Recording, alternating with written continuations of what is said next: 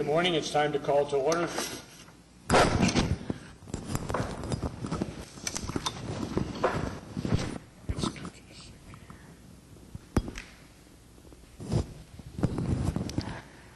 It's time to call to order the July 23rd meeting of the Oklahoma City Airport Trust.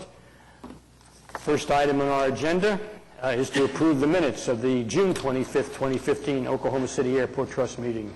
Move approval of the minutes. Second. The motion is second. Any discussion? Please cast your votes. And it's passed. Next up, Director's Report.